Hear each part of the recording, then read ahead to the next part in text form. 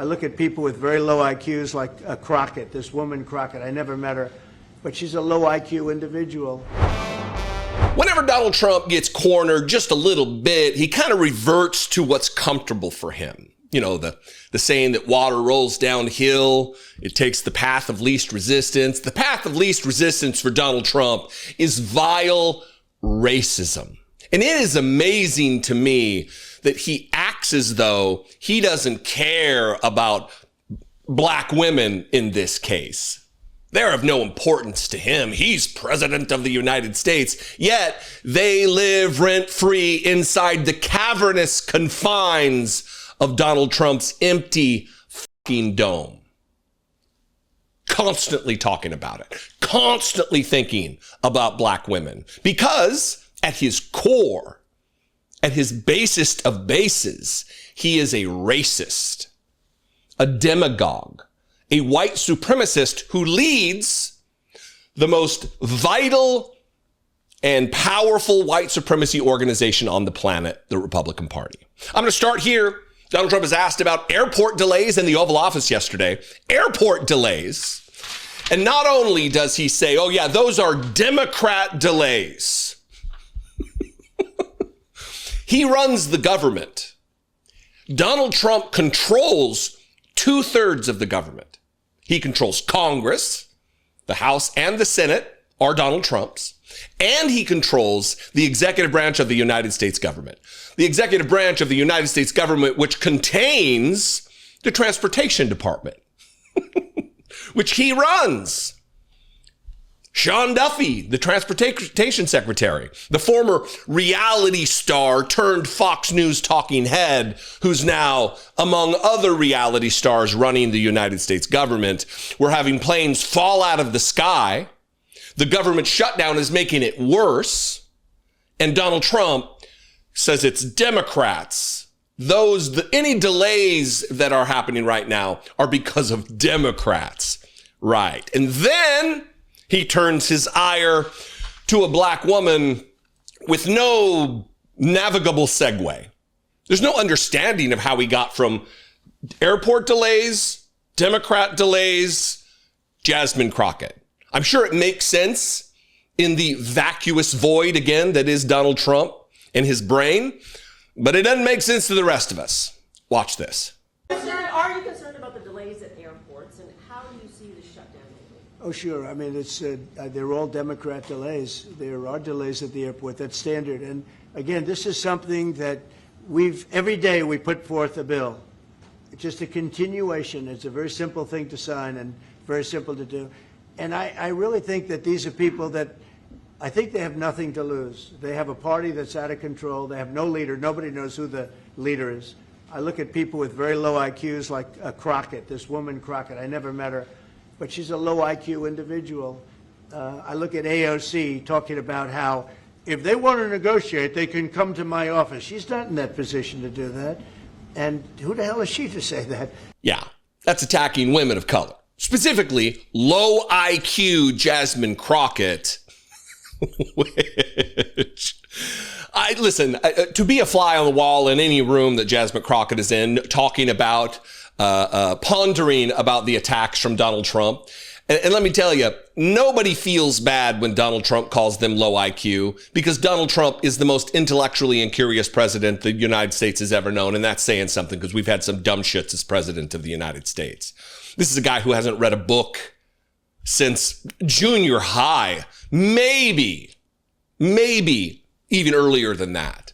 This is somebody who likely didn't even take his own admissions exams to get into college, that his entire path was paved by the money of his father. His entire life of successes and failures were paved by the silver spoon that provided no resistance, no friction to create someone with character.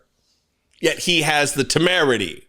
He has the stupidity to sit there and call someone who is lettered, who is educated, who is accomplished, who is absolutely smart, calling them low IQ. And then as just, I guess, that a little bonus, throwing AOC in there and attacking her. This is racism. There's no other way to look at it. The path he took in that answer is the only explanation is white supremacy.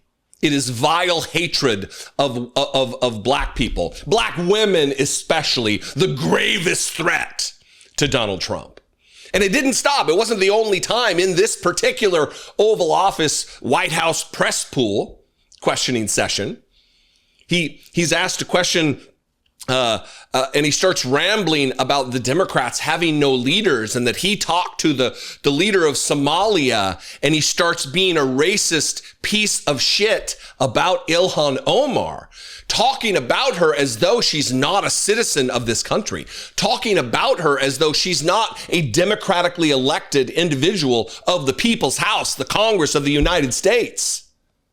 Vile. Watch this. Who to speak to. I'll tell you what, I'm getting calls from Democrats wanting to meet. I never even heard their names before, and they're claiming to be leaders. The Democrats have no leader. They remind me of Somalia, okay? You know? And I met the president of Somalia. I told him about the problem he's got. I said, you have somebody from Somalia who's telling us how to run our country. She's from Somalia. He said, would you like to take her back? He said, no, I don't want her. Okay, you know who I'm talking about? All of that is a lie. One, Democrats are not calling Donald Trump. Let's make a deal, sir. With tears in my eyes, I come to you. Oh, dear cult leader. Democrats aren't calling Donald Trump. And for this vile racism that he talked to the president of Somalia and said, you, Somalia, you, president of Somalia, have somebody from Somalia who's telling us how to run our country? Ilhan Omar is a citizen of the United States of America. Full stop. It is her country. She's not telling anybody how to run their country. She's not even telling anybody how to run our country. She is a participant in the governance of this nation, having been elected legally in a free and fair, settled American election, has been made a member of Congress. This is a pylon of MAGA hatred is what this is. This is just open, plain, bald face racism, white supremacy, that bringing up all of the tropes that she can't be a true full American because she's a black woman. She can't be truly a citizen of the country because she emigrated here from another nation and jumped through all of the hoops that were provided her and then became a citizen of the United States. She can't fully be a member of Congress because she's not a Christian. All of these are racist tropes that Donald Trump drags out when he feels a little insecure about the questions that are being asked, whether they be about airport delays that he blames on Democrats, even though he runs the Department of Transportation, that he blames on Jasmine Crockett for some reason because she's a low IQ individual, says the dumb shittiest of dumb shits who've ever dumb shitted Donald Trump. Please. Anyway, what do you think? I invite you to this conversation. Let's have it in the comments below the video, wherever you're watching it. Please subscribe on YouTube and like and follow on Facebook. I would appreciate it very much. You can also call a voicemail line that I have, I do have multiple voicemail lines, but one's for the podcast.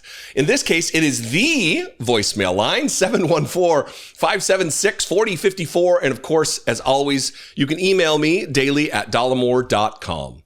I love and appreciate you. If you feel the same, maybe I'll see you next time. Be genuine and take care of one another. The headlines obviously talked about the passing of Trump's big, beautiful bill. But did you catch what the headlines did not make note of? This same beautiful bill hands over nearly 40 billion of our tax dollars to ICE per year. This is more money than most countries spend on their entire military. And we're granting it to our version of the secret police. Despite raids on the increase and Trump's near constant mention of deporting U.S. citizens, much of our mainstream media has avoided talking about this funding increase. Or worse, they have twisted the bill's language to frame this spending as good for the citizens of the United States. This should be the biggest story in America right now, and it's not. And look, you'd be naive to think that this is anything other than by design from the GOP. Tools like ground news are an essential part of your news consumption for examples just like this.